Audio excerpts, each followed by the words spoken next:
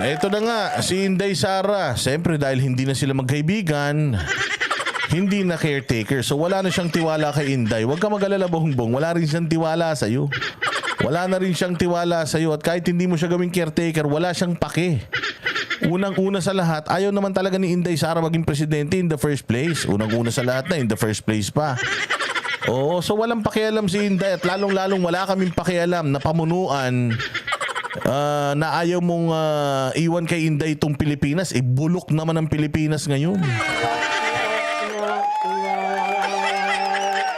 Takot ka lang. Kaya ayaw mong iwanan kay Inday Sara yung Pilipinas kapag wala ka. Kasi takot ka lang na baka wala ka ng balikan.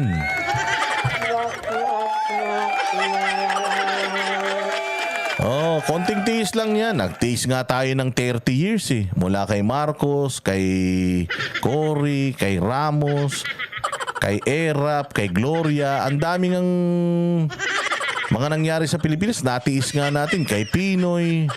Natiis nga natin yun hanggang dumating yung Duterte, di ba? Kayang-kaya nating tiisin yung 2028. Ngayon, pag sa 2028 si Inday Sara hindi pa rin tumakbo, puchaw, galit-galit na.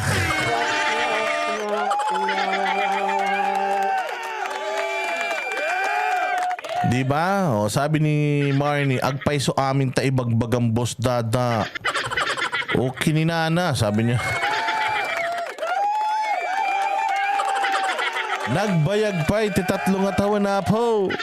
Agrigrig at ti amin nga kailyan. Ang ibig sabihin nito, totoo lahat ng sinasabi mo. PI, sabi niya. Ang tagal pa ng 3 taon. Hirap na ang maraming mga kababayan. So ito, hindi na daw caretaker si Inday. Wala siyang pake. Actually, wala siyang pake, Bongbong. Kahit na gawin mo siyang caretaker o hindi niya kawalan. Pakinggan natin tong balitang to. Oo, tablado na si Inday. Kawawa ka naman, Inday. Ayaw na ni BBM sa'yo. Dating magkatandem sa unity team noong nakaraang eleksyon na sa tingin na marami ay may tunay na samahan. Pero ngayon, magkahiwalay na ng landas sina Pangulong Ferdinand Marcos Jr. at Vice President Sara Duterte. Ayon sa Pangulo, nadismaya siya nang malamang sinabi ni VP Duterte na hindi na sila magkaibigan. That's a good question. I don't know anymore. You don't know anymore. Wala ka talagang alam. Wala kang talagang alam sa lahat ng sa lahat na naging presidente ng Pilipinas. Ikaw yung pag tinanong, laging walang alam. Buti pa si Pinoy, kahit papaano, kahit katarantaduan, mayroong sagot eh. O ikaw talaga yung wala talagang alam. I'm not quite sure I understand. I'm a little dismayed to hear that she doesn't think that we are friends. I always thought that we were, but maybe I was deceived.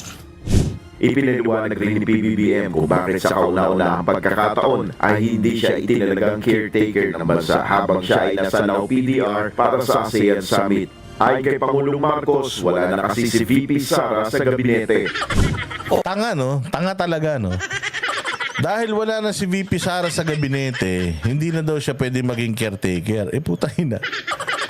Unang-una sa lahat, siya yung vice president mo. So, by law, dapat talaga, kung ultimo, mantakin mo yan pati yung position yun, dalawa, hindi mo maintindihan. Regardless kung wala na siya sa posisyon, kung wala na siya sa gabinete mo, regardless, vice president mo siya.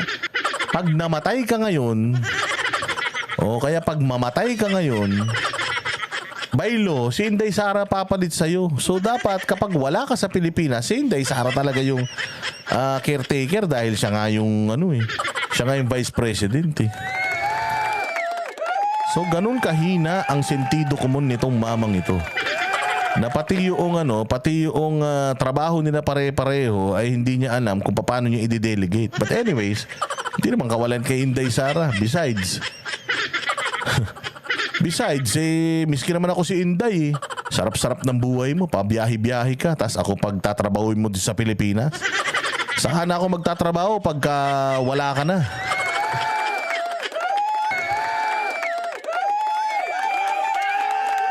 Oh, because she's not part of the administration anymore. She's still in government, but she left the administration. So she's not part of the administration anymore. Bago umalis ang Pangulo patungong Laupidio, Kawawa naman si BP. Oo, hindi na ginawang caretaker. Huwag ka mag-alala, Bongbong. Oo, kasi sa 2028, hindi lang siya ang magiging caretaker. Siya na ang magiging driver ng bansang Pilipinas.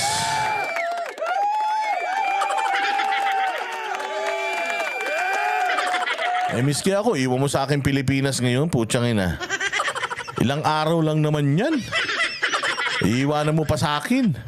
Tsaka gulo-gulo ng Pilipinas, iiwan mo pa sa akin, sasakit pa ulo ko. PRI itinalaga niyang maging caretaker sina Executive Secretary Lucas Bersamin, O yan, yung mga presidente ng Pilipinas.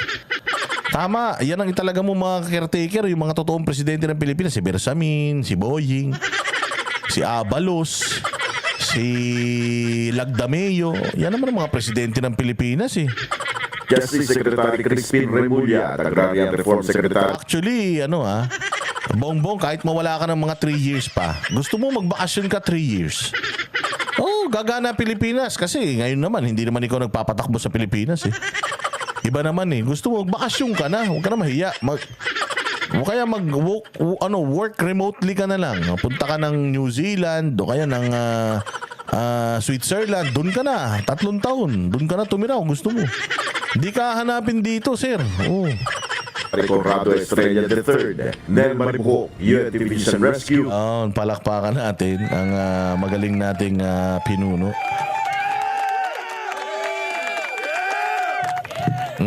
Ayun nga. So, sigurado ako na talagang malungkot na malungkot. Malungkot na malungkot, mga bossing. Sila Duterte family dahil wala nang tiwala sa kanila si Bongbong.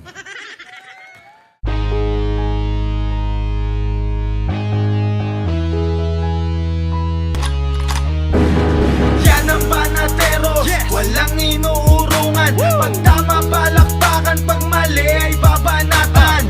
Yan ang Banateros, boses ng ordinaryong Pilipino. Banateros ay walang makakaawan. Walang inuurungan, Banateros ay tinutulungan. Mga ordinaryong Pilipino, bawat mali tinututukan. Handang ituwid mga baliko, kasagutan sa tanong matino. Banateros ay hindi hihinto, sa tungkulin di mabibigo.